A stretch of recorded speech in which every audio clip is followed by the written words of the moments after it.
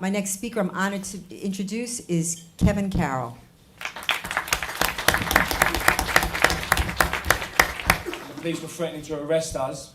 You can see it on YouTube, and in the end they actually physically dragged us across the pavements and moved us on, so that MAC, Muslims Against Crusades, an Islamist organisation that support 9/11 attackers and think they are martyrs and heroes, so that they could upset the memorial service for 9/11.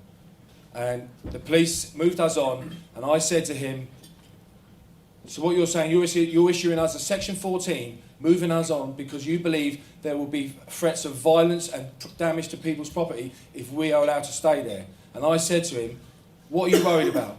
Death by flowers. And they just, in the end, they actually physically dragged us across the pavement, like I say. And that was bad enough. But later on in the day, when it had finished, I was talking to two gentlemen right outside the memorial service, and 7 Muslim males ran from behind a bus with knives. They knocked out 4 young women, hit them straight in the face and knocked them out unconscious. And they stabbed my 2 friends in the lungs and in the back. And they had to be airlifted out of the main high road in London's capital by ambulance. And that's what's going on in London. And that was at a memorial service for 911.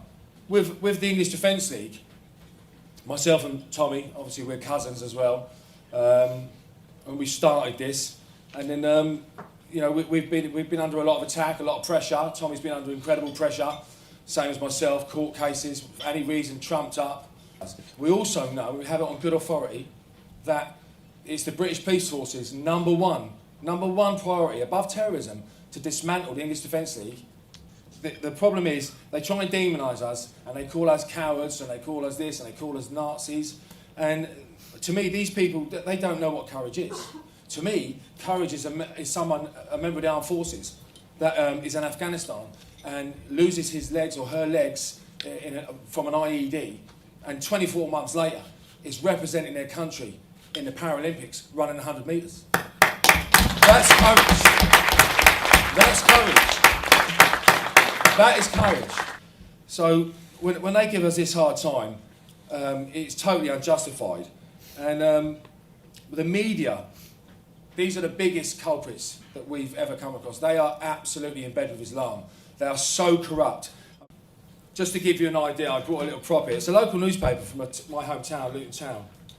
Now, there were 7 Muslim males arrested, dawn raids, for plotting a terrorist act in Luton Town. We have an army barracks in a place called Leagrave High Street, a very busy shopping centre. Now, these individuals were planning to drive a suicide vehicle into this army barracks, kill all the soldiers, kill all the civilians. It's a very busy shopping centre right on the main road. Now, it's one of the biggest stories in Luton's history where 7 men were going to commit mass murder. And on page 15, there it is, 4 in court over terrorist charges. We also formed, the English Defence League now has gone political. We've got a political wing called the British Freedom Party. It's a legitimate party, registered, because the only way we feel to get in and instigate the changes that we have to make to stop the 2-tier politics, the 2-tier policing, is to get in amongst them, get your feet under the table and make change happen. That's the only way it's going to happen. So we've organised this. This has been formed. It was one of the biggest political decisions and stories in the last 30 years in British politics. And it wasn't even in the press once. No one's even heard it. They didn't put it in the news, nothing. You know, another mainstream political party's been formed and no one said a thing.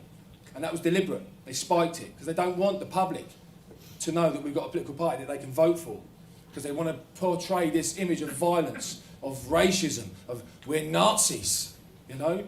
And I coined the phrase in Luton, and it's true to this day. We're not racist. We're not violent. We're just no longer silent.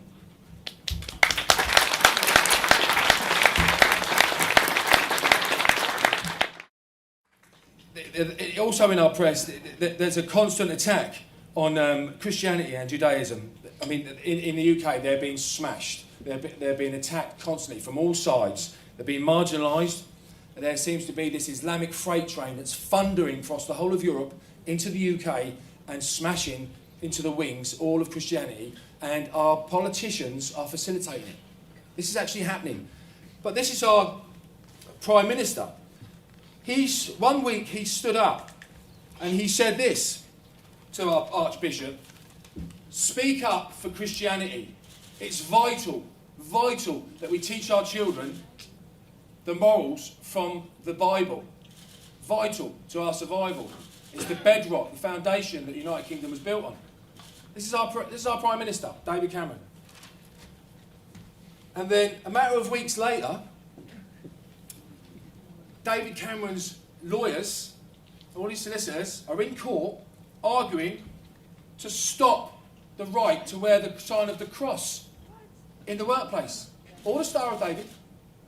It's particularly the cross at the minute, but it's the thin end of the wedge. That will just escalate, as we all know, to the sign of the Star of David. Now, they're saying it's going to be illegal. And if they ask you to remove it and put it out of sight, if a Muslim asks you, can you remove that out of my sight, I'm offended, and you say, out of here,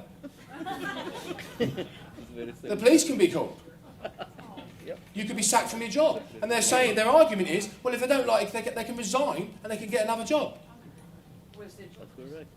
So what we're saying is the foundational building block for Christianity is the sign of the cross. It represents everything about Christianity.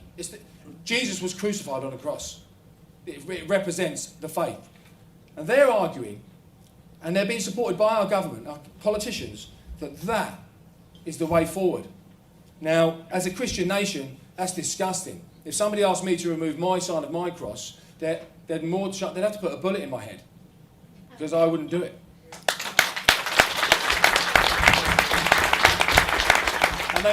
But this is what's going on. This is what's going on, folks, in the United Kingdom. It's incredible, and like I say, it's the media, the leftist, yellow, cowardly, apologist media. It's incredible. It's insidious the way it's going on. As to the lefty apologists and these politicians, you know, unless we stand up against them and fight them, and take them on head on, i.e., I'm running for Bedfordshire Police Crime Commissioner, which is a first.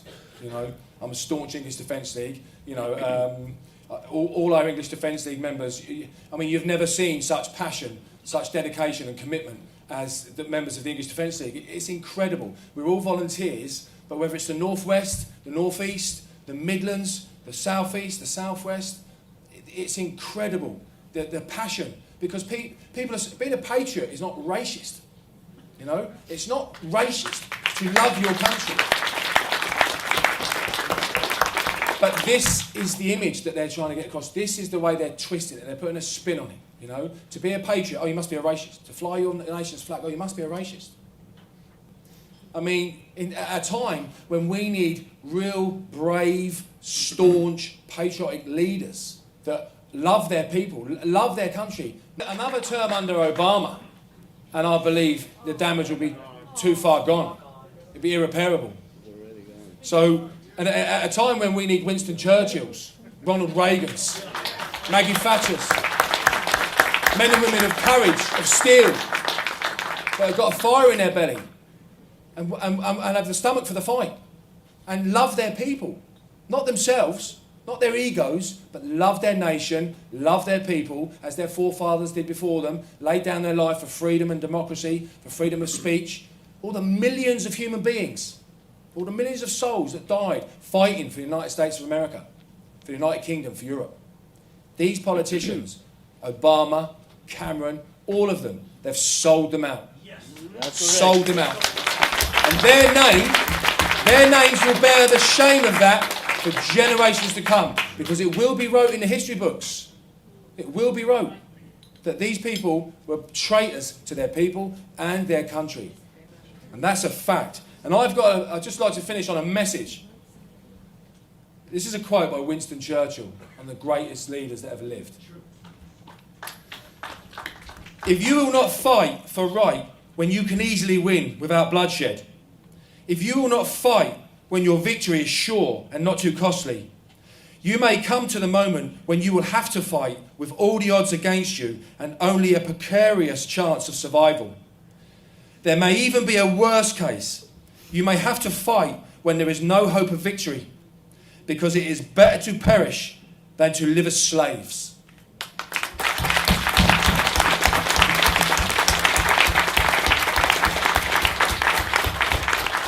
And I myself, as Tommy, as most of you I'm sure, would rather die on my feet than live on my knees.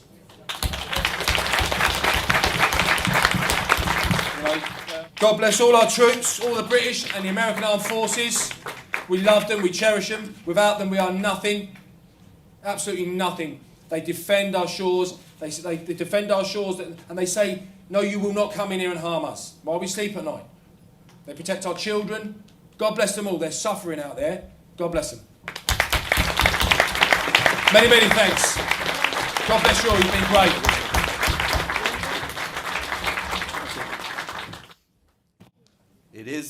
It's sort of astonishing to hear these stories and to realize that in a country that was so pivotal to the foundations, to the formation of our legal system and our the basic principles that underlay our society, that now they're throwing these principles away and bringing upon themselves a new dark age of tyranny, authoritarianism, and Islamic law.